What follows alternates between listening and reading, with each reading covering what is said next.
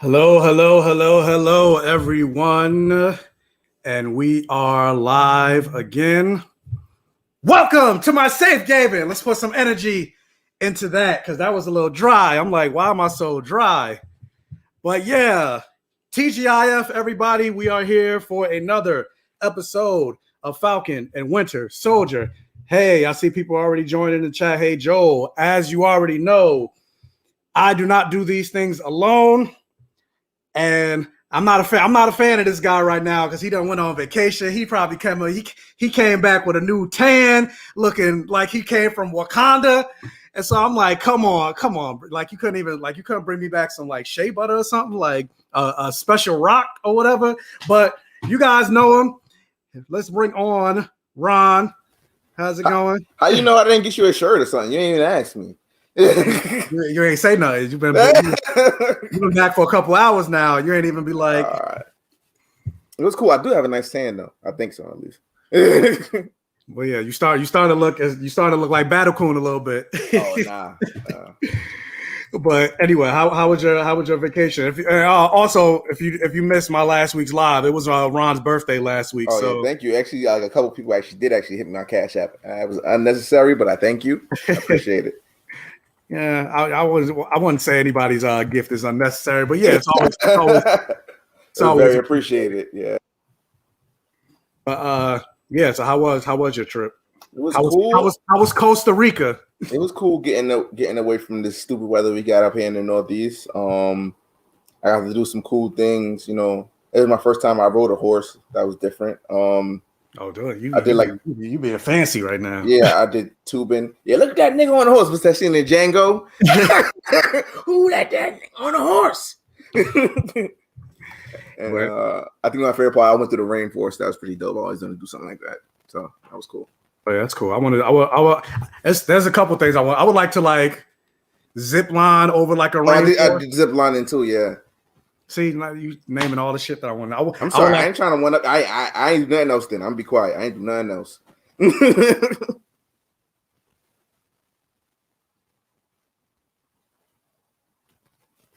I can't hear you. I think your mic is muted.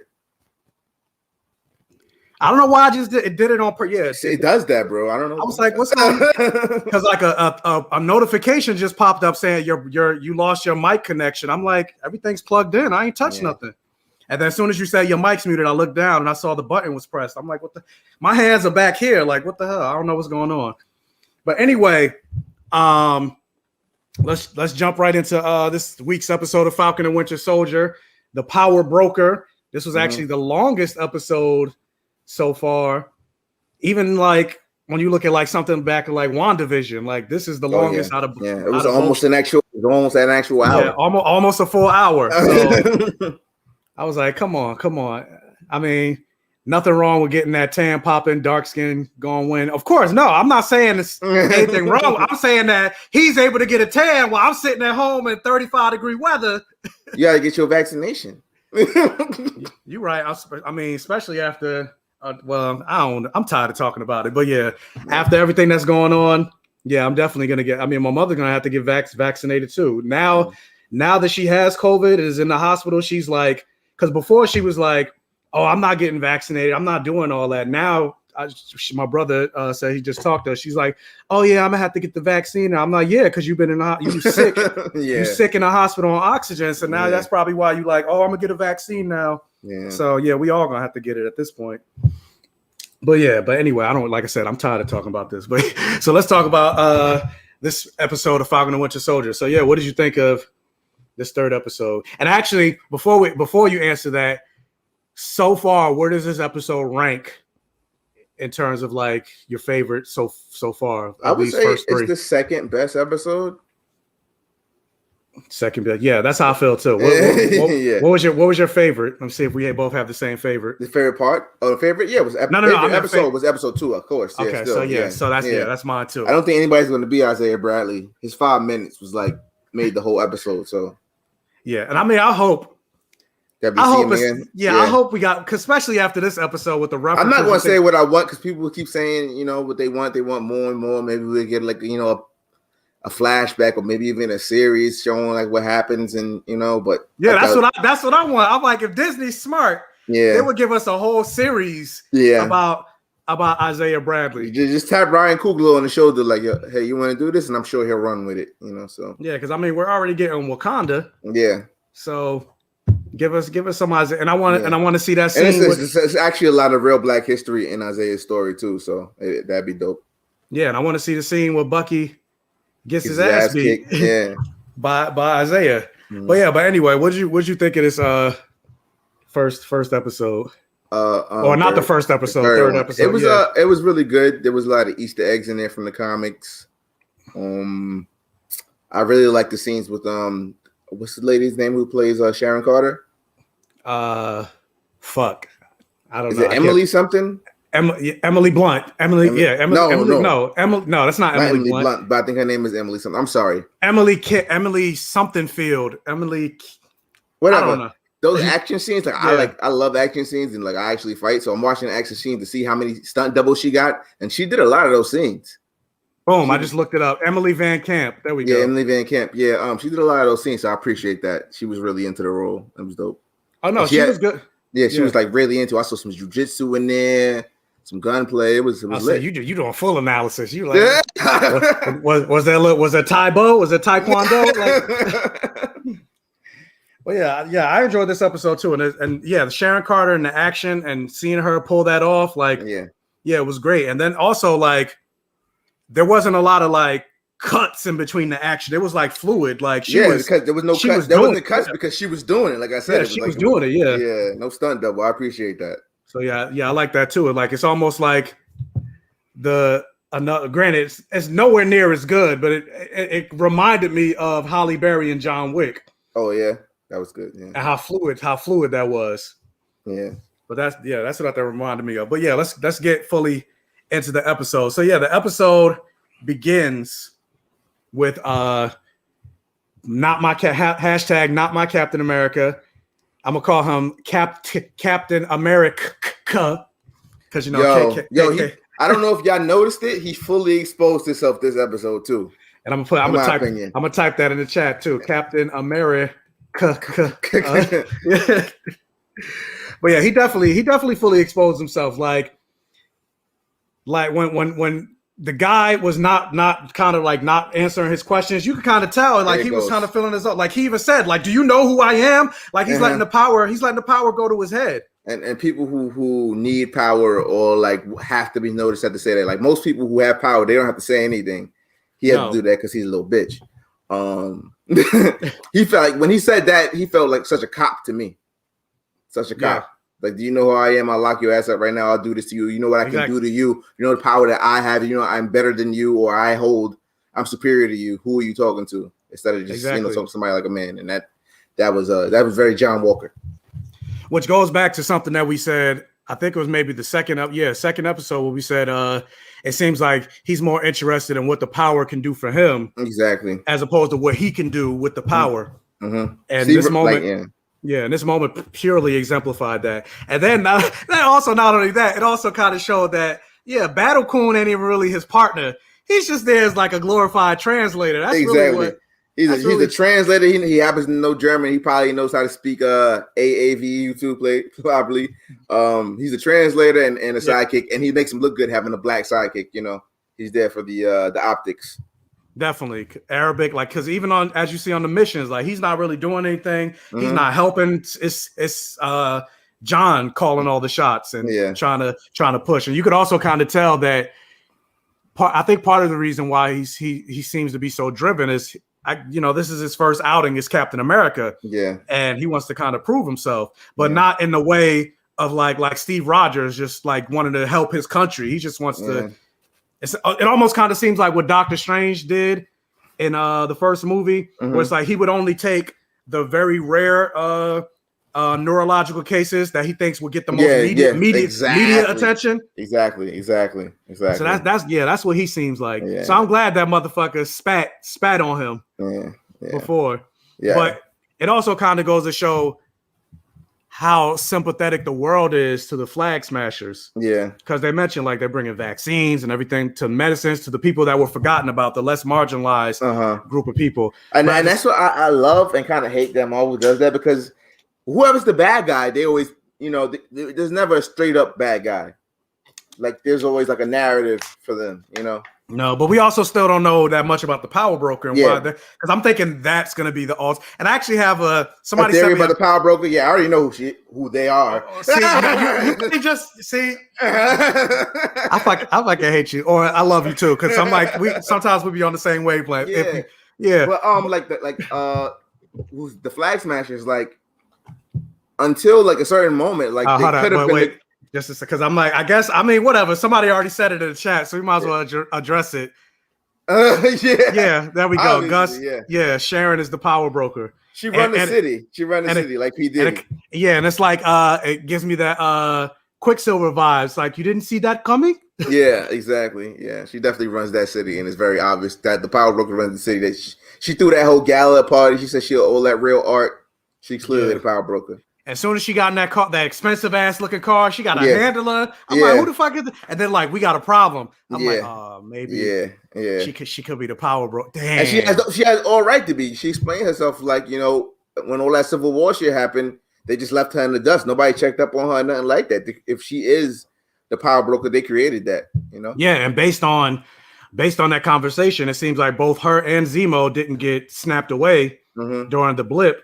Yeah. And then also going back to what was said in the first episode between Rhodey and Sam, where they're like, allies have become enemies and enemies have become allies. And so jumping with that, after the whole scene that you see with America and Battlecoon, you see them breaking Zemo, or before they break Zemo out of jail, they go have a conversation with Zemo, and I like the callbacks and things like that to Civil War in this episode, both with Sharon and Zemo, and then Zemo doing. And even like I said, also my earlier, how nobody's really a villain. Even watching Captain America: Civil War, even except for the part that T'Chaka got killed, Zemo wasn't really the bad guy. He kind of exposed the Avengers like about the things they weren't doing. How they weren't really helping the whole world. Zemo kind of exposed everything.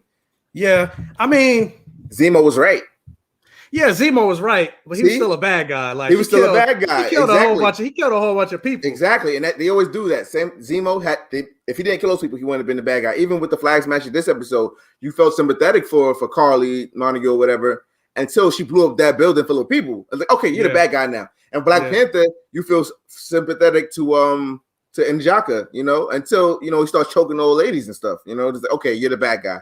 They like make you sympathetic and then give you something where that even though that person does have like a reason to kind of be the way they are, they're still a bad guy. But I mean, I like that. Like, what are you saying? You don't like that? I do, but I said I do and I don't. Because me, I like because me, with the exception of maybe the Joker, I don't necessarily like the whole I'm just evil for the sake of being evil. Oh, I don't like that either. But I don't like it that they make me so sympathetic to the character. Like, don't make me like them. I mean, that's kind of the point. Like, I feel like because we all have levels of evil in us. Like, like the Joker says, all it takes is one bad day. Yeah. There's no black and white. There's just a lot of gray.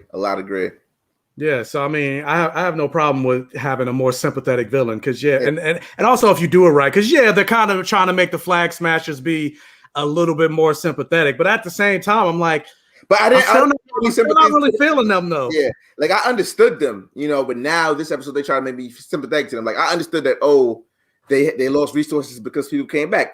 I understand that, and they were bad guys still. But they tried to show Carly in the hospital and stuff like that, and like you said, handing out stuff to people and stuff like that. I didn't need that. I could have did without that. But whatever. Yeah, and even the conversation or the what she was crying over, I don't know if that was her mother or who I didn't need that. They didn't even explain. Yeah, they didn't even explain it. Yeah, but it's just because it's part of their formula, so they just threw that in there. Like, what can we do to make her seem more sympathetic? They just threw that in there. Yeah, I was just like, yeah, exactly. I already knew why she was, a bad guy. I didn't need any sympathy. Sorry, I drank at the wrong time, but. So then they have that conversation. They have the callback, which Zemo tries to do the freight car, whatever, those little code words. I like that did that callback. Elongated, rusted. Yeah. See, they saw it didn't work. Yeah. And then Bucky, next scene you see them in like a warehouse, and Bucky's trying to like placate Sam. It was like, oh yeah, we need him. Can I give you a hypothetical? And then you see the scene of Zemo breaking out, and Sam doesn't realize that Bucky actually did it. He's just talking. That was a really good way of storytelling. That was very I don't want to say Tarantino-esque, but I really liked it, like how it was going. Like he was talking about the story, but it was already going on. Yeah, and I like that too. And then all of a sudden Zemo shows up, and Sam's like, "What the?" and I like the chemistry between the three of them. Yeah, like I didn't expect they were going to. I didn't expect them to use Zemo for comedic effect because Zemo had all the jokes this episode. Yeah, he did. And not only just that, but like because we mentioned he hasn't been snapped away, like. I don't know if he's reading Ta-Nehisi Coates or something, like, because he's talking about like when they were in the plane and they were talking about Trouble Man, and he's talking about the Black experience and things like that. I'm like, first of all, how you know about the Black American experience? We were Sam in that moment because Sam was like, "What the heck? I hate you, but I agree with you." You know what I mean? Yeah, he's like, he's out of order. He said was right. He's out of order. Yeah, he's out of order. Right. So I'm like, Bucky need to read a couple books. Cause he don't like. Granted, I can't comment because I was like, I don't think I ever heard Trouble Man. I tried to play some of it real quick right before we started, but then I'll excuse you because you're Jamaican American, no? Trinidadian American. Trinidadian American. I'll give you a pass for a second. Most of those like American. I learned it on my own. Like, and funny enough, we did the way I learned a lot of those songs, like Motown songs and stuff like that, is because I did a play in 5th grade. About Motown, and I played Berry Gordy Jr. And that was the first time I was like, "Who's Berry Gordy?" Look at you stealing our roles. Whatever. Wait a minute. I'm like, wait a minute. I was born in America. My father's American. I have roots to slavery. Okay. I'm ADOS. I don't like that term, but. I like the term. I don't like a lot of people who like. Well, a lot of people who use that term that are a dickhead. So very, very toxic. Yeah, but I'm like Mark. I'm half Viltrumite, half human. But so that conversation they in the plane. Then they what happened? They end up going to Madripoor, which is nice. Nice Easter egg. Yeah. Because I'm like more X-Men. I'm like, X-Men? What? Yeah, I posted that too. Like, why are they giving us more X-Men references when they know they're not going to give us nothing? Like Mephisto? Yeah, Mephisto. Is Mephisto going to be in Madripoor? It starts with the M. Yeah, it starts with the M. I was looking for, what's her name? Lady Deathstrike, something, you know? Like some kind of hint. Yeah, because, for those of you that don't know, the city of Madripoor is a fictional city in the comics that's mostly associated with the X-Men, but more specifically associated with Wolverine. Yeah. So, I was hoping, I wanted to see Pat show up. Like, you see a guy with an iPod. I'm like, wait, that's supposed to be him? Yeah. But so once they get there, you see, they got to go fully undercover. So Bucky has to go back into his Winter Soldier persona. You see him in the same outfit, things like that. And Sam is dressed up great. That picture that they showed, I think that was actually a picture of Anthony Mackie, and they just used it for Sam or that character, Smiling Tiger, who I never heard of that character until I had to look him up, and I was like, is that a real character in the comics? Yeah, you probably like, yo, I know who that is. I ain't gonna bother you. But I thought it was fun that they dressed Sam up like that and had a pimp reference in it because the character's original origin before it was retcon a few years ago had him as a pimp for a second, it was the 70s, so it wasn't right, but it was the 70s. So I didn't know because when I looked up the picture and things like he looked like an animal, so I was like, is that how he? I don't know. But I was wondering, and I said this earlier, and I don't know if there's anybody in the chat that's not in America, but like that reference the statement that Zemo said, it was like only an American would think a fashion forward Black man is a pimp. Yeah. And I was like, is that a thing? Like, because I know we have that stereotype and things like that, but I'm like, is that only just an American stereotype? Probably, bro. I mean, I don't know, but I thought that was an interesting observation that he said. I was like, yeah, I don't know. I was like, is that because it is true though? It is true.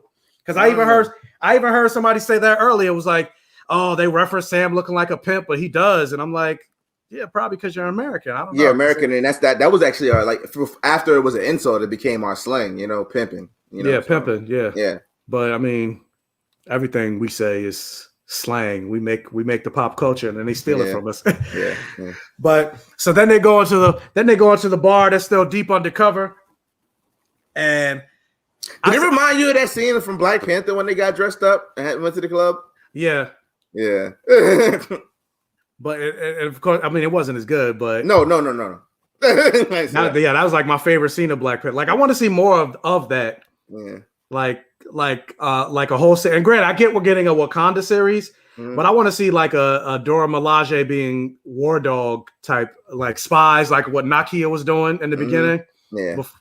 That's like an X-Force type deal, like doing the dirt. Yeah. That's what I want to see. Yeah. But we kind of got some of that in this moment right here where they're undercover, and this is the moment where if I was Sam, we'd have died, because when that man grabbed that live snake and cut that shit open and was putting the guts and the things in the drink, and I was like, and I'm already afraid of snakes as it is. Like I don't like I can watch them on TV or go to like an aquarium, things like, because I know it's not right next to me, but that shit, like if I see a snake right here, I gotta Google that to see if that's a real drink.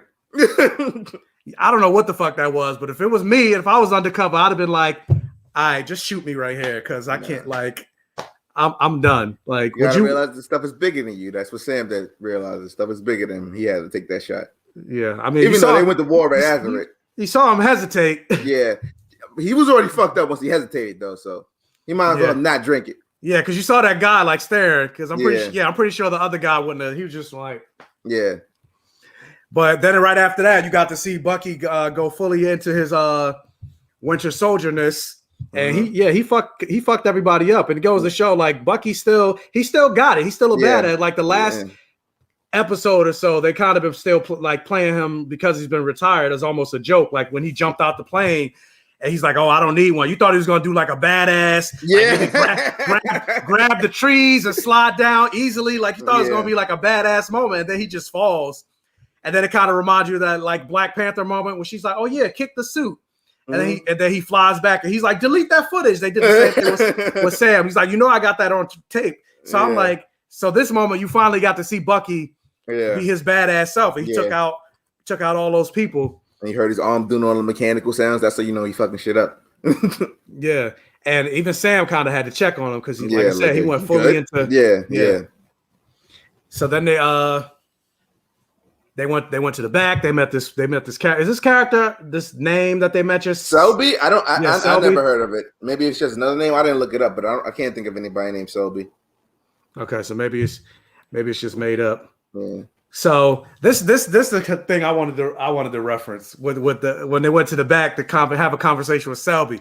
When his sister called and the phone started ringing, I'm like, why the fuck didn't say, like, you're going undercover? Why your phone on?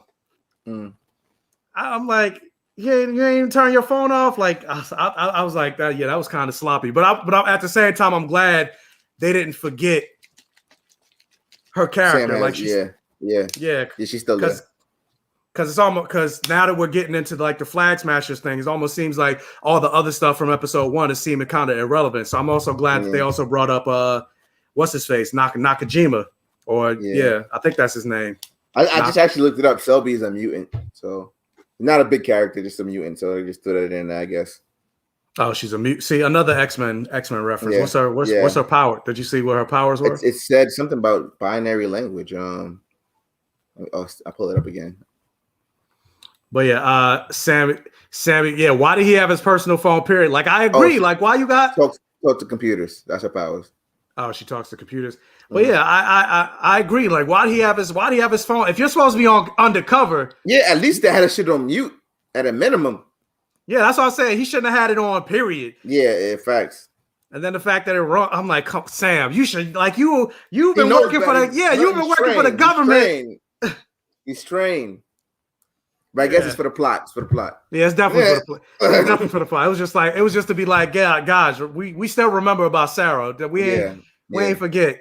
Yeah. So he almost got away with it too. Yeah, until she said bye. But I'm like, also like, again, plot. Like she should have realized what he was talking about. Like he's like, yeah, and I'll kill him. Yeah, that's what I was about to say. I was like, yeah, she knows what her brother does for a living, so she should have just ran with it.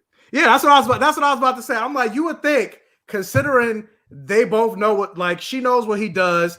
And it's like it's not a secret or anything like that. You would think they would have maybe some type of code word or something like that to show like, oh, it's not a good time. Yeah, but I was like, it's been 5 years, so yeah. I mean, maybe they both rusty. Yeah, I don't know. But wait, what he said? He said in Winter Soldier that he's more of a soldier than a spy. Are you referring to Sam? Oh, Sam. Yeah. Yeah. But even still, like, come on. A soldier. I mean, you're a soldier, Ron. Yeah, and it really common sense to me. Yeah. Would you have your Boost Mobile on during a battle? No, not at all. Not at all. So they were trying to have a moment like in Ant-Man 2. I don't even remember what moment happened. What happened in Ant-Man 2? I don't even remember. I don't remember none of these movies like that. And I know that their streaming numbers are crazy because you'll go watch this episode and then go like, damn, I need to go watch Winter Soldier again, or I need to go watch this again. Like the whole time we were watching WandaVision, it was like, damn. Yeah, that's how I felt. Like, WandaVision, I went back and watched Age of Ultron. Exactly. So Disney's marketing is crazy. Like they feeding us, and we just keep going back to other things. Yeah. Meanwhile, granted, this isn't a DC conversation, but I just saw an article that said only 36% of people watched the Justice League the whole way through. Wow, it was 4 hours, bro. Yeah, it was. I mean, the shit. I was pausing it and like going in the bathroom. I didn't watch it all the way through. They said it didn't beat the numbers of Wonder Woman, and that's like, Oh damn! I didn't see that. Wonder Woman was terrible. I told people that. Like, I watched it. Like, I gave it a little bit of room because it's a woman-led movie, but there were so many problems with that movie. Like, oh yeah, it was. But anyway, so then this is something I wasn't fully clear on with the Shelby thing. Like, who shot her? Was it Sharon? I don't. Sharon. Oh, it was Sharon. Yeah. Okay, because I was unclear. I was unclear about that. But anyway, so they got shot. They got blamed. That was a bounty on their heads, and so they're running out. And then that's when they eventually run into Sharon, and then you get her backstory and everything like that. Because Shelby was talking all about the power broker and shit like that. Sharon had to stop that. Because when she approached them, she just had a regular gun. But I'm like, the way Shelby got sniped basically. Yeah, so that's why I was like, was it Sharon or maybe Sharon or people? She got people. Yeah, she got a whole bunch of people, I guess. But we find out going into the whole thing like about allies turning into enemies and enemies turning into allies. Like, it doesn't really seem like she's on the side of the angels anymore because of. I wouldn't say she's a bad person either, though. There's that gray area, like they left her, Yeah, I don't think she's a straight up villain. Oh, really? Oh, yeah. You said you don't think? No, I said I don't think she's a. Yeah, and I think we all love Steve, but the only character he gave closure to was Sam. Like, he didn't, have no long speech to Bucky. He didn't say nothing to Sharon. He really left Sharon in the wind. Yeah, they had that forced ass kiss, and he ain't say goodbye. Yeah, nothing to his future niece. Yeah, she. I'm like, that whole thing was problematic. And she was in their back pocket during the whole Civil War. He ain't take care of her. You don't do that. Like in the hood, like somebody take the fall for you or something like that. You gotta take care of them. You gotta have something like a backup for them or something. A plan for them. He just left her in the dust. Yeah, but real quick, Dust Daughters. We mentioned it earlier. Yeah, we think Sharon's the power broker because she got too many kids. She got a whole room full of real art. Like, where's she getting all that stuff from? Yeah, exact.ly. Then she had that party and she found out all about the drugs or whatever, like the serum and whatever. She probably already knew, but yeah. But going back to what you were saying, yeah, it's true because everybody was on it because then Sam was like, it's not, oh, that's not fair because we were on the run too. It's like, so why didn't you call her? Exactly. I could have been on the run together, or y'all could have been sharing information or something like that. Yeah, and you know she's capable of handling herself. Like she ain't. Granted, Black Widow's probably a better fighter, but she's basically the Black Widow of the Marvel universe, like another badass fighter. So you could have used her. When she pulled out those sticks, I thought they were gonna make her like Nightwing. No, not Nightwing. Damn, you messed me up now. Mockingbird. Mockingbird. Yeah, Mockingbird. Yeah. I mean, they could have, but I mean, Agent 13 is her own. Yeah. And plus, they had. Granted, I know it's not the same thing, but they had a Mockingbird in Agents of S.H.I.E.L.D. I didn't watch it. Don't yeah, I know you ain't watch it. but yeah, so they meet up, they had that conversation, Sharon, and then they make a deal. And Sam's like, oh, don't worry, I can get you pardoned. And I'm thinking in my head, motherfucker, you couldn't even get a bank loan. What you talking about? That's what I said. I thought she was going to say that shit. I thought she knew about it. Man. Like, how you gonna give me pardon? You can't even get a bank loan. You ain't got no clout. Yeah, that's what I'm thinking. Yeah, that's what I'm thinking. I'm like, you ain't got no freaking clout. You got no pull. You black. Bucky, can you give me a pardon? you black and you broke. Yes. So it's like you the worst of the worst. Like, oh god. But I did think it was interesting that I'm like, I'm like, but why though? Like Bucky got pardoned, and he was a whole terrorist. Steve made sure that happened. He was thinking about Sharon. That's why I said, yeah. Steve could have definitely easily got pardoned. Steve might as well have been the president. He could have did anything he wanted to. Yeah, but I was like, yeah, Sam got pardoned, but why not Sharon? Like I thought that was weird. Mm. But she wasn't. So there you go. So I guess that white privilege ain't go that far. Yeah. But he didn't care to use it. Yeah. Well, I meant hers. Yeah. Oh yeah. that white woman privilege. But yeah, so she mentioned that she's been hustling. She's been building this life in Madripoor and using her skills and knowledge to her advantage. So then they threw that party. And I gotta reference this because I got called out earlier in my spoiler review that I posted earlier that I ain't say nothing about this, about Sam being shirtless. Oh. They're like, come on, man, you ain't talk about Sam being shirtless. Oh, I saw that too, and like not on probably the level you're thinking about it, but I was like, why he's not in better shape? Like if I had my own role, like, and I knew I was leading the film, he was in decent shape, but I'd have been looking like how Steve Rogers looked in the first Captain America. Yeah, or like Chris Hemsworth. Yeah, and Thor Ragnarok. Yeah. And I mean, he looked good, but the reason it didn't really catch my attention, like, shirtless, him being shirtless, because his back was to the camera, really. So you didn't really, because he wasn't in that good a shape. He was in okay shape. Yeah, it's like if I'm doing this live review like this the whole time. Yeah, it's like, it was nothing to really reference. So yeah. But yeah, so I just had to make that, point that out because some people are like, I just find too many popular black gay men. They don't really talk about how beautiful black people are. And I'm like, I talk about that shit all the fucking time, like in all my videos, like, welcome, thank you for the comment. And granted, he didn't say it like in an aggressive, he was like, he was like, no tea, no shade, but I just thought it was weird you didn't mention it. I'm like, because his back was to the camera, like it was nothing to really see. Mm-hmm. But so yeah, they end up having a part, or not the party, but they go after that scene. What they go to the crates or whatever. Yeah. And Sharon knows exactly what it is. Yeah, she knew exactly what it is. It's like, how you know that? Again, because you a power broker. Exactly.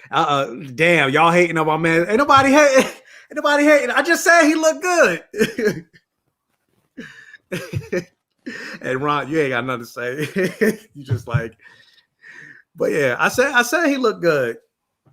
But so yeah, she knew exactly what crate to go to. So they go into this like hidden compartment. You find this guy who named Negan. I'm like, I didn't that name didn't sound familiar other than like Negan from The Walking Dead. Mm-hmm. But hold up, what Jessica said? Mackie was outside the wire and wasn't in tip-top shape either. So I mean, yeah.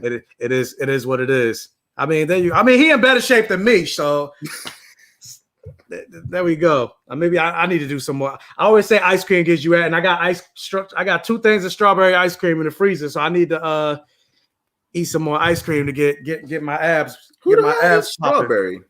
First of all, you're not gonna be on my live show and disrespect strawberry ice cream like that. That's my favorite. That's my favorite ice cream. What you mean? That's you don't like different. That's different. You don't like strawberry? Nah, I don't know. I want to pick it. Well, I'm not mad at you. It's just even just regular, different. Like you don't even just eat regular strawberries. Oh, I love strawberries, but strawberry ice cream is artificial. It's the same shit. It ain't artificial. You put some real strawberries in there. Nah, they don't put no real strawberries in there. They be all like nah. Yeah, it's like frozen strawberries. Nah, man.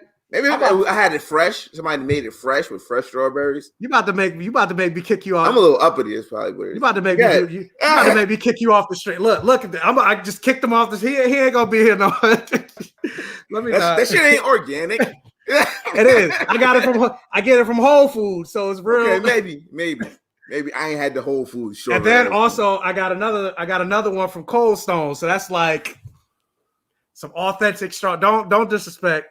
Don't disrespect my strawberry ice cream. Strawberry ice cream gives you abs. Anyway,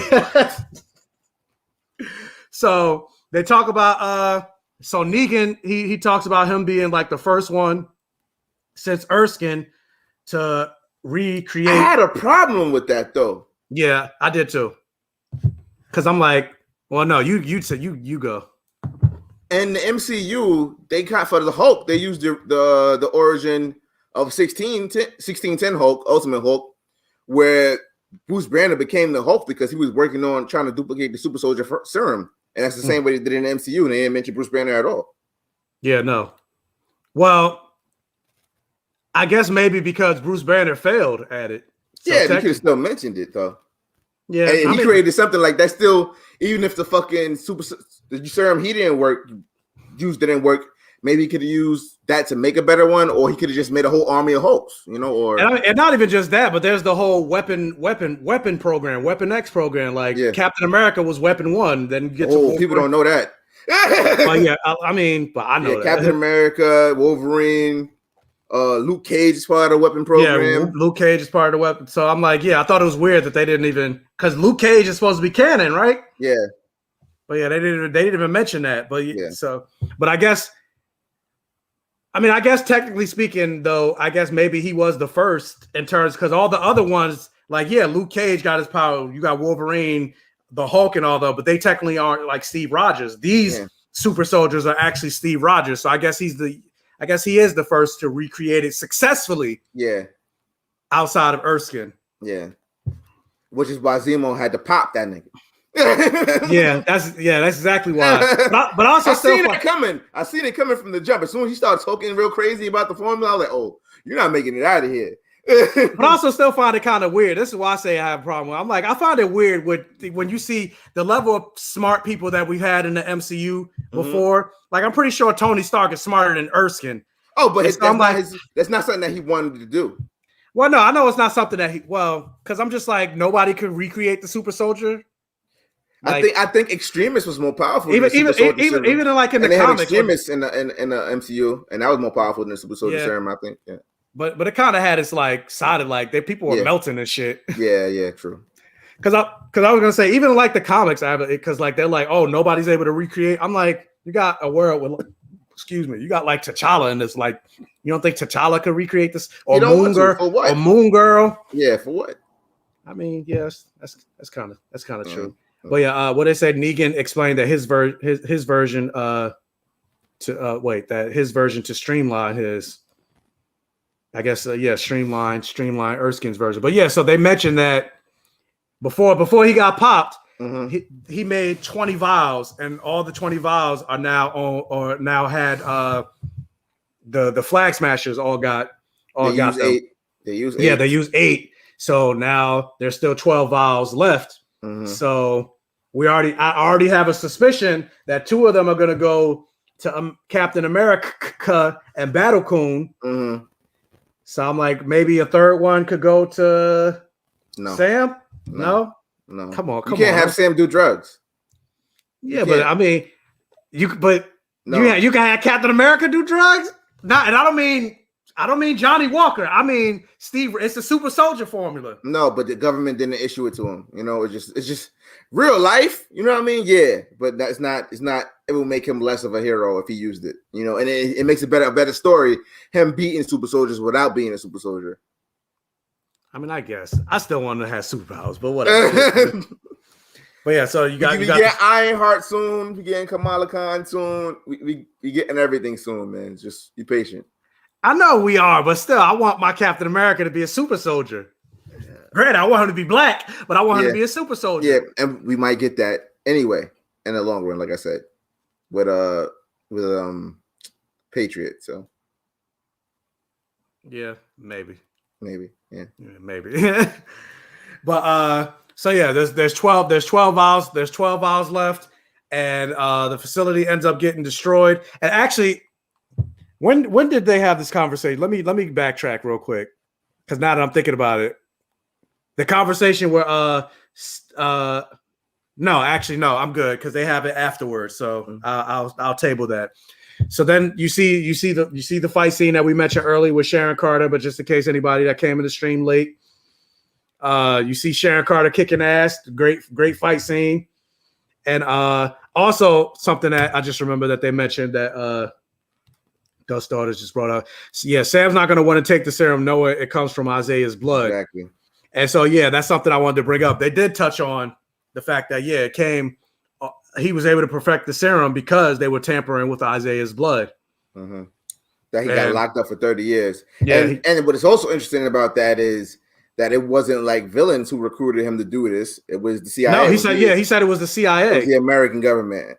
And so I actually liked. I like the fact that they're showing because it is true. The CIA and the American government has been doing so. Like even the Tuskegee experiment was sanctioned by the American government. Like CIA killed fucking Martin Luther King. The CIA killed Huey P. Newton. They killed everybody. You know, they probably killed JFK too, and he white. Yeah, more than likely. I mean, even on an international sense, which is why we have beef with Iran. Mm-hmm. They killed their democratically elected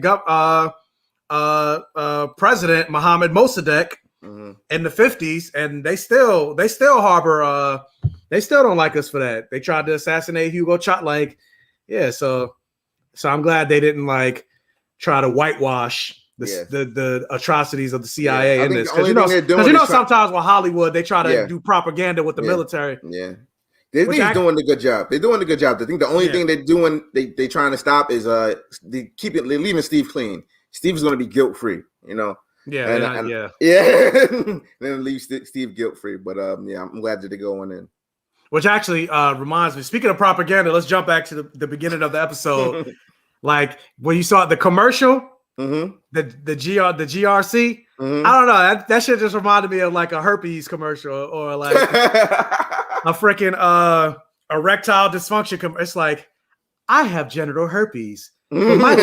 My life is perfectly fine. I'm just come on, man. We know, because they're just the GRE, and I'm all my lights done died just now. And I'm I clearly I just charged all them shits before I jumped on this live stream, but whatever.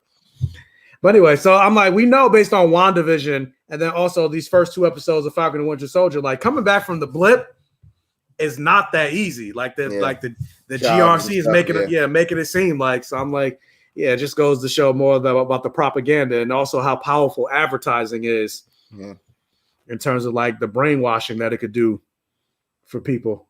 Mm-hmm. So I thought that was interesting. So I just wanted to bring that up real quick. I just think it's also weird that we don't have really a right-wing villain. In the comics, it was Sam, versus the public and misconceptions and conservatism and racism and alt-right people, but we don't even have that as a villain. Even Zemo was kind of woke. You know what I mean? Yeah, a little bit. Yeah, but I mean, we may as we get, because now we're already at the halfway point. Now we got the last 3 episodes. I mean, we may continue to see Johnny Walker's true colors, because I mean he's kind of. He's not right wing in the sense of he seems like a Trump supporter. Yeah. But he's right wing in the sense of he's more aligned with the goals of the he's more aligned with the goals of the United States military. Yeah. And more seemingly willing to do what they want. And he also kind of thinks he's the military. He thinks he's running. He thinks he's running the show. Yeah, exactly. So I guess he probably wants to parlay being Captain America into being the president. Yeah. So I'm like, I guess in that aspect, maybe he's or maybe when he gets the serum, then maybe his true colors will show. Yeah, because power. Yeah, power does. Yeah, corrupt. So they escaped. They ended up escaping Madripoor, and this is what I wanted to. First off, like Zemo could have when they were escaping Madripoor, Zemo could have ran away, but he's like, nah. Yeah, no, that's why I'm saying it's showing that because I mean they have their goals are aligned. Like his whole thing is about getting rid of getting rid of superheroes, and so he wants to get rid of all the super, not even just the super stuff. He wants the Avengers going too, but right now. Yeah, the goals happen to align at the moment. I saw somebody. I was talking to them about. No, we can talk about that later. Go ahead. No. What are you going? Oh, because I said that I don't think that Zemo was going to survive the show, and then somebody said to me, "Well, what if they go to Thunderbolts route?" No, yeah, they could definitely. Yeah, that definitely would. Because I was like, I don't think Zemo's going to die, and I just noticed that Galactus in the background. I'm like, I want that. It's like Galactus and Uatu. Oh, hold on. Which shelf is that? Yeah, right there. I'm like, I just noticed. I can't see my own stuff. Which shelf is that? Oh, it's over here. What are you talking about? I'm like, well, my left is your right on the camera, bro. That's how I feel when I'm like when I try to point to like my Falcon. Yeah, I'm like, wait, which way am I pointing? This is the Marvel Universe when it talks and shit. Yeah, I got it. Madman go. You probably would wind up paying like $300 for it now. Yeah, no, I'm not paying. I'm not. But yeah, I'm like, I see that, and I'm like, I want that Galactus and Uatu.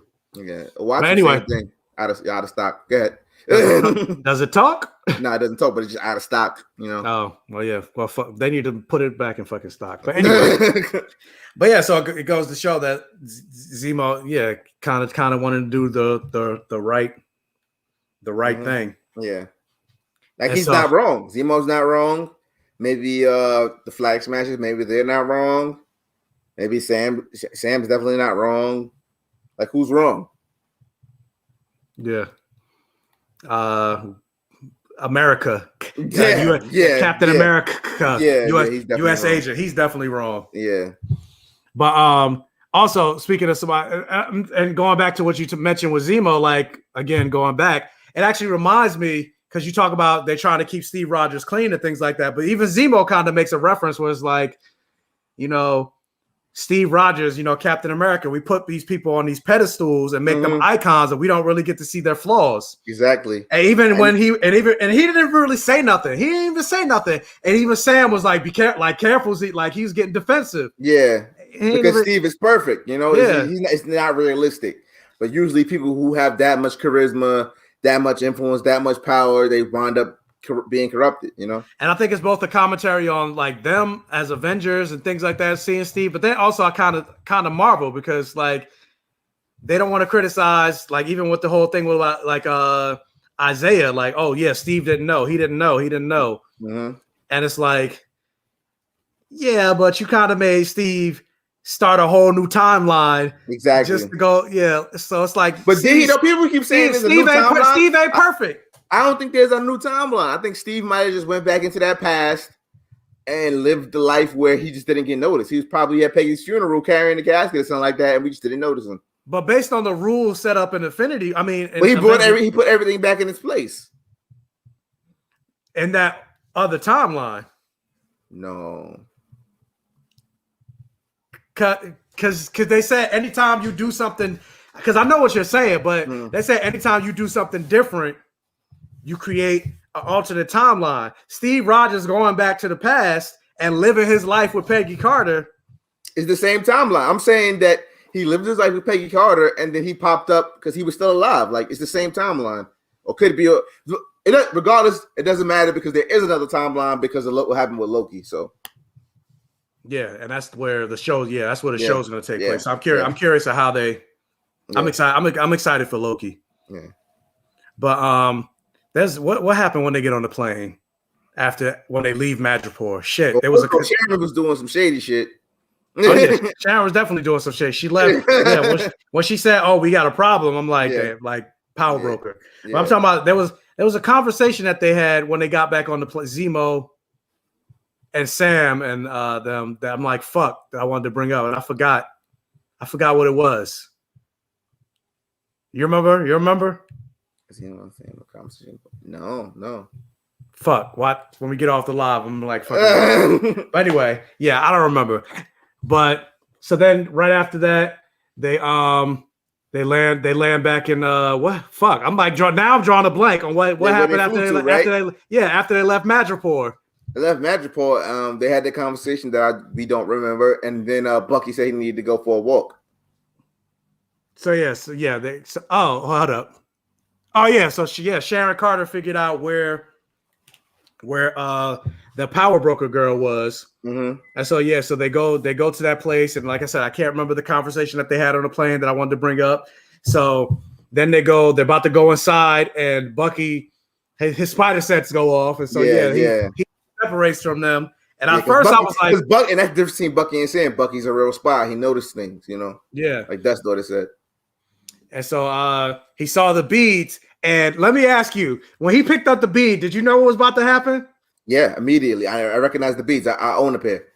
See, this is and when I saw the beads, I didn't know it was, because I was like, there's no way. And I kind of thought about it earlier too when Sam mentioned it. When Sam said he killed T'Chaka, and I was like, that's a fair point. Something might happen, and then I mean, they've been dropping, and funny enough, and there's been a lot of foreshadowing because they've been referencing Wakanda a lot in this show. Yeah, I'm like, now in hindsight, hindsight is 2020. I'm like, obviously, but yeah, when he picked up the beads, at first I was like, I didn't know. I was like, because I didn't put two and two together, because I'm like, there's no fucking way Dora Milaje or any Black Panther reference or actual person will show up. And so, then when I saw him picking up I'm like, oh, is those maybe like bombs or some shit? No. And then when you saw Ayo show up, I was like, oh shit. Like I literally did it like an audible oh shit at the end of the episode, like, give me Zemo. And of course Bucky knew, because he was like, I was wondering when you were gonna show up. Exactly. So either he gonna give up Zemo or he gonna lose that vibranium arm. Oh yeah, she definitely gonna fuck. But I think, and hopefully, this is what I'm hoping. I'm hoping that Ayo is not just like kind of like Isaiah Bradley. She's not just there for that one cameo. Then the next episode she gone. Yeah. Like maybe they'll all team up to. They'll be like, oh, I need you. We need him real quick. After we're done with him or whatever, I'll turn him over. And she's like, she wouldn't have that. No. No, she wouldn't, but because I'm like, and that's also why I said I didn't think that Zemo was going to live until somebody mentioned the Thunderbolts. I'm like, yo, they got to kill Zemo.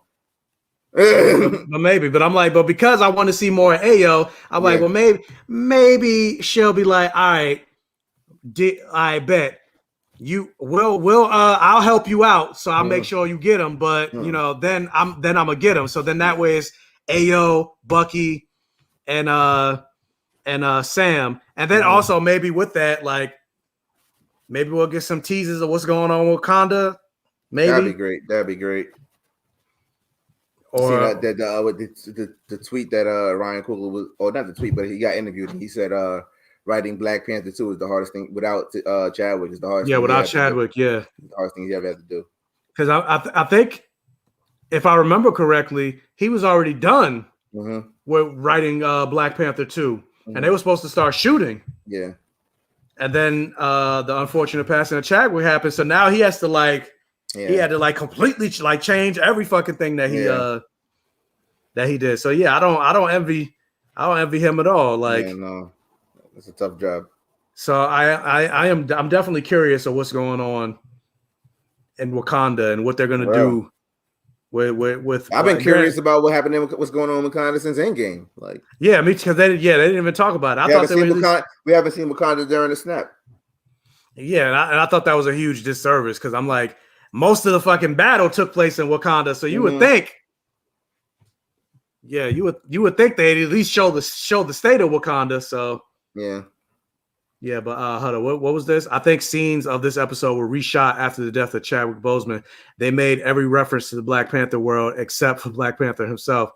I mean, maybe, but I don't think so. Because I mean, Bucky, and I think part of a lot of the Black Panther references were because Bucky specifically spent a couple years in Black Panther. You cannot reference that. Yeah, you can't not reference that because like his time in Wakanda was a huge part of his story. Just like he mentioned in the first episode, it's like that was the only time I've gained any type of solace. Yeah, and they called him the White Wolf, and I know a lot of people don't get that reference, but that's actually like Black Panther's adopted white brother in the comics, like so. Which is so problematic, but it's very problematic. But every time a white person says, "Well, why isn't there a White Panther?" There you go. Yeah, it is. Yeah, he's not the White Panther, the White Wolf. But yeah, I like that. Right? It's like White Panther. What are you? The White Panther? Actually, fucking Moon Knight is the White Panther too. He's a fucking white guy with Egyptian powers. You're white guy with Egyptian power. And I love Moon Knight too, but still, like that's. What I don't really know anything about Moon Knight. Like I've never read any Moon Knight. So like when everybody's all super excited about what's his face being cast. Yeah, they didn't cast a white guy, so that's great. Yeah. They're all excited about Oscar Isaac being Moon Knight. I'm just like, oh, I'm excited because it's another MCU property. But as far as like, I know nothing about Moon Knight except he's a white guy with Egyptian powers and he has DID, dissociative identity disorder. What's Oscar Isaac's actual nationality? He's Hispanic, no? He's Colombian, I believe. But yeah, he's not white. But real quick, Dust Artist, thank you so much for the $10 super chat. Don't believe everything you read on IMDb. They did the same thing with someone on WandaVision till they popped up again. I mean, I hope so. Like I said before, I would be supremely disappointed if there's not a conversation between Isaiah Bradley and Sam towards the end of the show. Like right before he takes... And because there's rumors that they're going to do a season 2 of this show, he might not become Captain America by the end, but either way, or maybe he will become Captain America at the end, and then the next season we will see him as Captain America. Yeah, that's what I hope. Yeah. But regardless, I've already seen it. We've seen the action figure. Yeah, we did. Yeah. Because I was gonna say, bro, regardless, whenever he picks up this shield right here, see, I'm like, what? I don't know what a point. He picks up the shield. I want there to be a conversation. Oh wait. Oscar Isaac's Guatemalan. Oh, okay. Oh, that's even better. That's more Spanish. Yeah, that's more Spanish.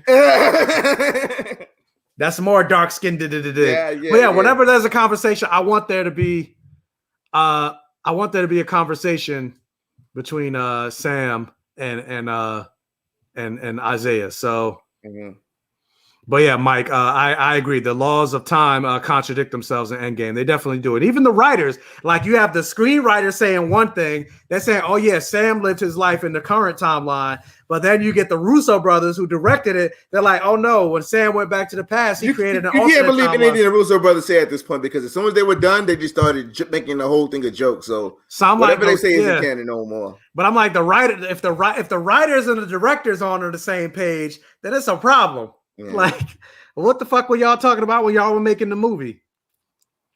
So I don't know. But what? Oh, Dust Artist, once again, thank you for the $5 super chat. Do y'all think Bucky is a double agent, like he's been working for Wakanda the whole time?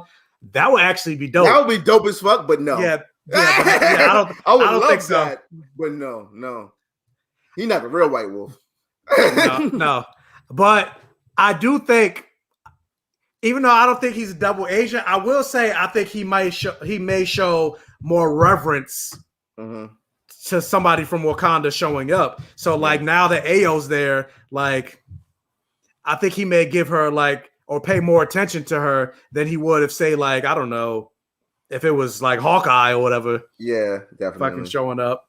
He owes. He really can't say no. He owe. Yeah, he owed him. So yeah.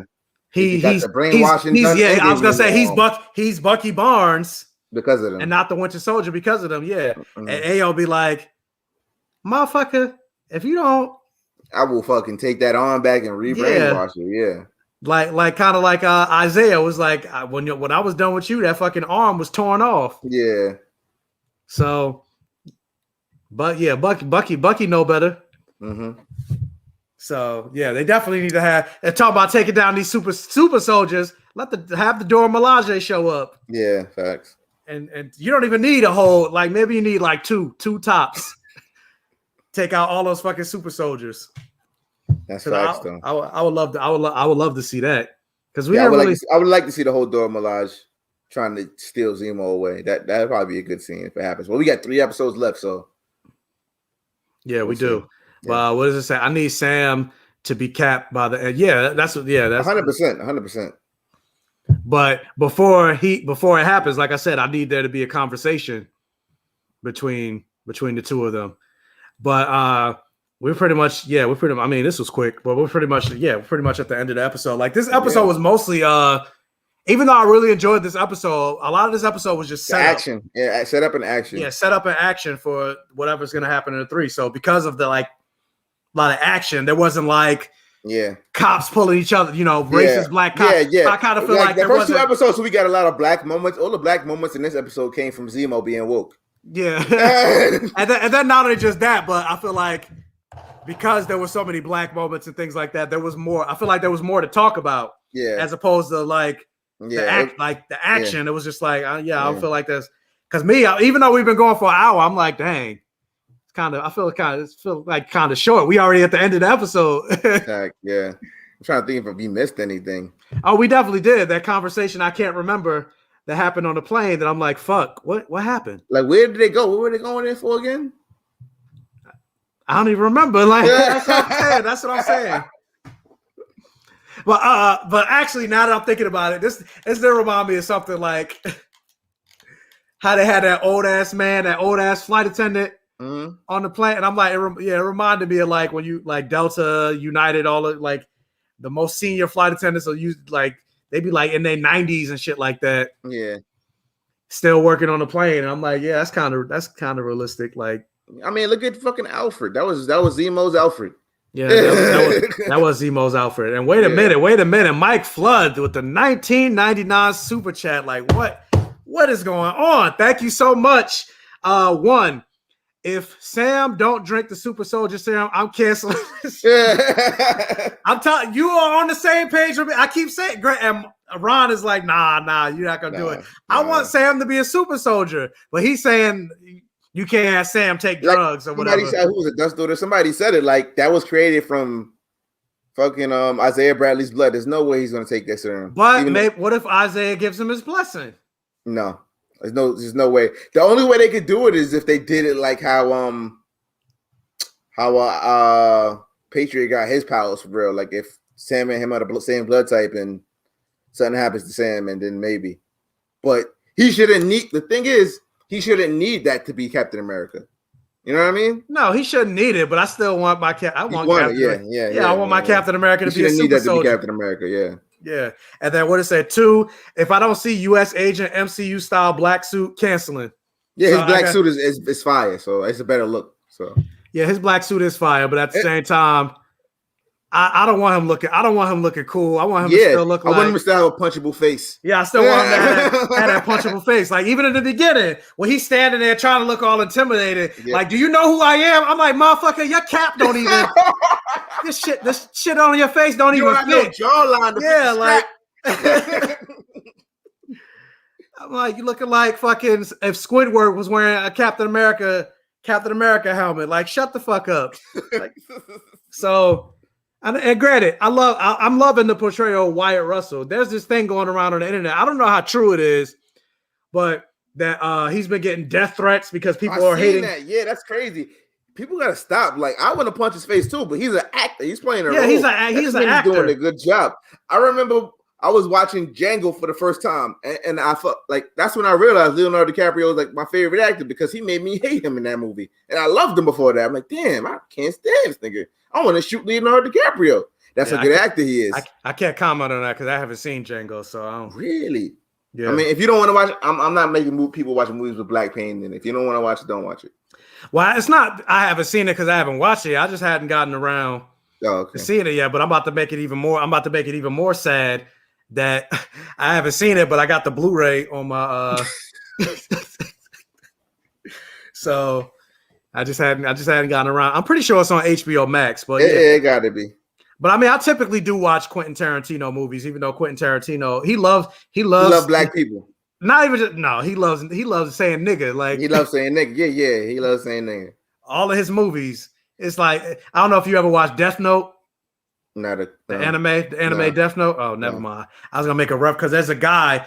Because in Death Note you write the person's name in a book and then that person dies. I know what Death Note is. I just never watched it. So in the anime, as he's writing the person's name, it's kind of like delete. He said that he's doing that, and I'm thinking that's Quentin Tarantino. He's like nigga, and all of his stuff. So oh shit, I just realized I said like multiple times. I'm like, I hope the stream didn't get flagged. YouTube is like, oh, cancel the stream. No. You guys, you use the hard ER, so it's okay. Maybe because I'm looking at my phone. I'm like, did it freeze? Because I'm like, look, you see how it's buffering. Mm-hmm. I'm like, did the stream just mess up? I don't know.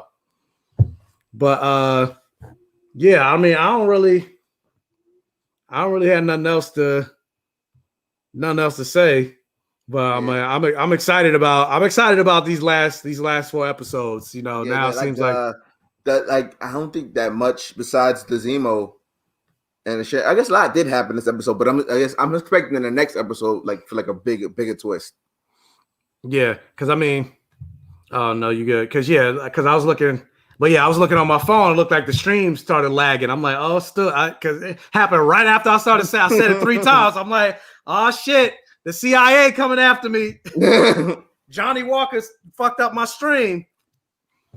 But I'm also hoping though, like even with the action and getting through with the flag smashes and stuff like that, I'm still, and granted, I know we still got the 3 episodes and we don't know what's going to happen towards the end, but I'm also hoping we don't forget all the quiet moments that they established in episode 1, like but Sam's sister, not Bucky's even just therapy, Bucky's therapy, the Nakajima apologizing to him and let him know. Because they made, like you said, they made sure to call back to it. Zemo found his notebook, remember? Yeah, but it was just a reference. But I want it's a reference, so you remember it, so you don't forget. You know, they're gonna get back to it. Yeah. So we'll see. You know, three more episodes left, and I didn't real quick. Side note, outside of this, did you see the new episode of Invincible yet? Yeah, I caught up today. Yeah, I didn't see it yet because I want to. I mean, I read the comic.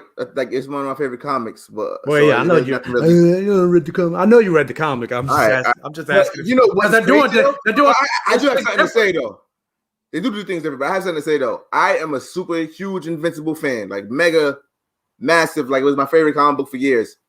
Last week was when I first realized that Invincible was half Asian. Wow. You never, because I'm like, because it's not really drawn that way. Like in the comic, her mother looks Asian-ish. Yeah, it did now, but the book came out, and think about the times, in 2003. Invincible, he may have been half Asian that entire time, but he had no cultural references or anything like that. Yeah, no, you wouldn't know. No, that's definitely true. They don't really even like me, like reading, knowing the books line for line and the dialogue in the show. It's like a woke version of the comic. If that makes any sense, it's like the way they reference things is like way more 2021 than 2003. Yeah, no, I mean, they don't reference his mother being Asian, but I mean, if you look at the way she's drawn, and the fact that she's voiced by Sandra Oh. And Invincible himself is voiced by. Well, no, I'm not even talking about. I'm not talking about the show. I'm talking about the comic. Like, if you look at the way she's drawn, she looks. Yeah, now that you know, but I was just reading it, and I didn't really, I ain't paying no attention to it, Well, now you. He doesn't look that Asian. Yeah, now I know. Well, no, he doesn't look. Yeah, exactly. No. Yeah. Well, in the comic, in the show, he does. Yeah, not in the comic. Yeah, but I mean, now you. It's a good change. It's a good change. Maybe he wasn't, and maybe they just made it for the show. Like, cause I said, like they made Amber black, so it's like woke Invincible. I like it though. It's good. I was gonna say, you know what? Let me. I just wanted to ask you real quick because I was like, you know what? Since we on it real quick, because we're pretty much done with Falcon and Winter Soldier, and I don't really have no predictions besides Mephisto showing up at the end. And but yeah, I'm excited for the next episodes and things like that. But no, I don't think Bucky's going back to therapy, but he still needs to come to terms with his stuff. Yeah. Come to terms with like killing Yuri's son. But I don't think we're gonna see more of the therapist. But real quick, spoilers if you guys haven't seen Invincible. We're not gonna talk about it very long. I just wanted to get, because I hadn't talked to Ron about it. I just want to get his real quick thoughts about those first. Don't talk about the 4th episode because I ain't see it yet. Okay. But the first 3 episodes. And then also because I wanted to say the reason I didn't watch the 4th episode yet, because I read the synopsis and it said, "Oh, Invincible's first time going to another planet." I was like, wait, I didn't get to that part in the comic yet. Yeah, it's not that. Whatever. Because I'm on issue 16. And he's still. If you guys are interested, it actually is like a huge, crazy Invincible sale. I think you can get the entire series for like $50 on Comixology Digital, like 144 issues for like $50. So, okay, well, there you go, 144 bucks, Invincible comic, or 144 books, not 144 bucks. Oh, sorry, no, yeah, my bad. 144 issues you can get for like $50 on Comixology, or you they can didn't get pay me to say that, or you can get the compendiums on Amazon, but then you'll be spending more money because one compendium is like $50. Awesome. Also, I just randomly want to give a shout out to this book. It's called Unstable Mass, Whiteness, and American Superhero Comics. It was really good, and it really touches on a lot of stuff that we talk about. I would recommend this, and there's also a book I just ordered. I haven't read it yet, but it was highly recommended to me, called Why Wakanda Matters, about like the Black experience in comics. So if you want to check that out. Oh, well, shit, you telling me. I'm like, I need to check. You telling the audience. I'm like, shit, I need to check that out. After the stream is over, I'll tell you to text me the title or whatever. Okay. But yeah, what do you think about the first 3 episodes? I think it's really great. I think they did things backwards and gave us like a different perspective, because like in the comic, you don't really know that Omni-Man is the one who killed the Global Society, whatever they call it themselves. Until much later on, even that scene itself, it's not really illustrated. It's like he's invisible, like he kills them all in a flash, and you don't see anything. But he killed people the same way, but it was just visible this time. And now it's like we're watching him as like the main suspect, and we know he did it. And it's like we're seeing like his guilt, well, his lack of guilt actually, because he doesn't really have many emotions. They'll get into it later. Viltrumites don't really have that much emotion. And like he's like a murder suspect trying to hide the crime, and we didn't. That's not the take. It was from the beginning.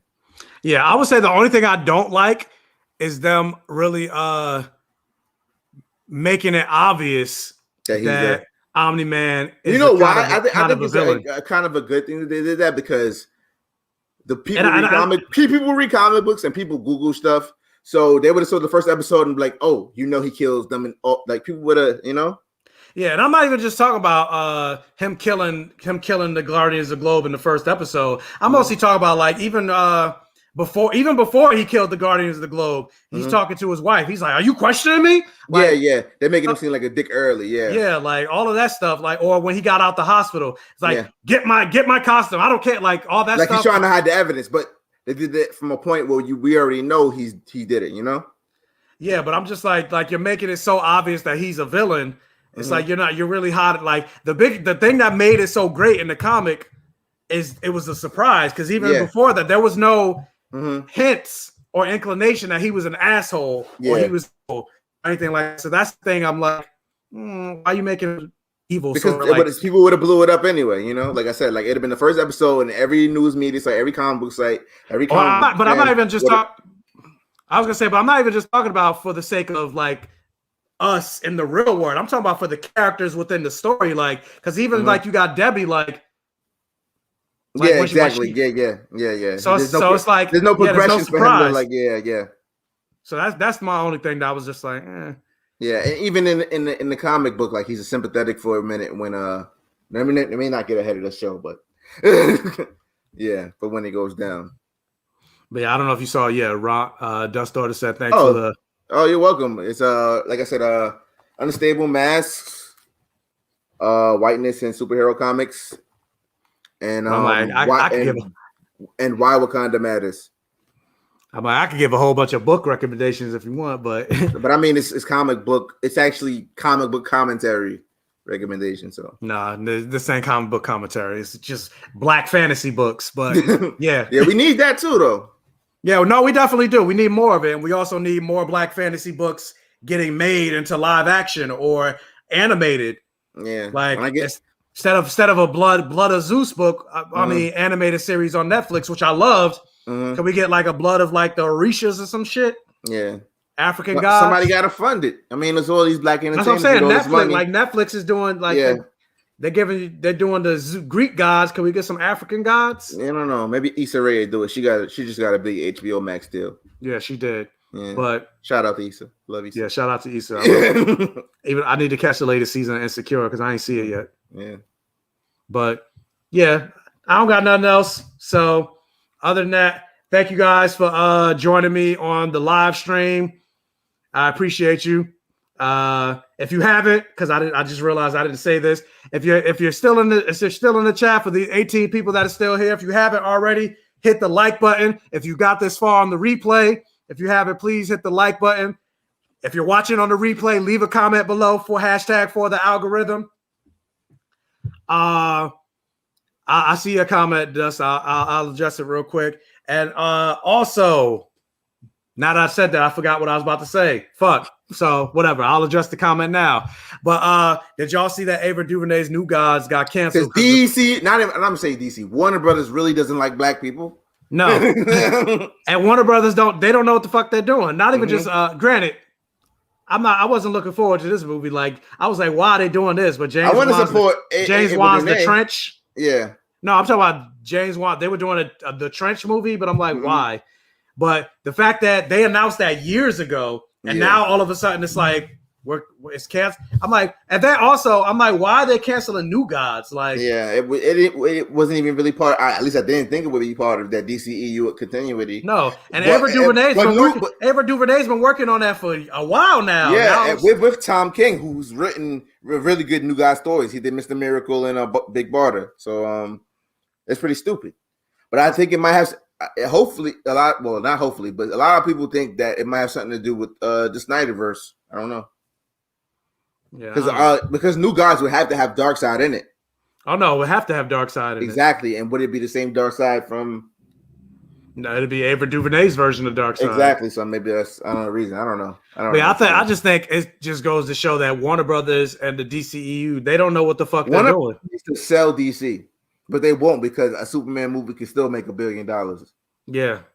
They ultimately don't know what they're doing. And they need a Kevin Feige over there. And actually, they need somebody black over there. Also, that too, a black Kevin Feige, but also CEO over Warner Brothers. I mean, not just Warner Brothers, but DC Comics as a whole. Yeah. If Issa Rae didn't just sign that contract, I was ready to cancel my HBO Max right after Mortal Kombat. But I was gonna say, it also just goes to show, like, not only do they need a Kevin Feige over there, but I feel like the DCEU specifically, because they don't have one, they need to have like a DC Studios. Yeah, definitely.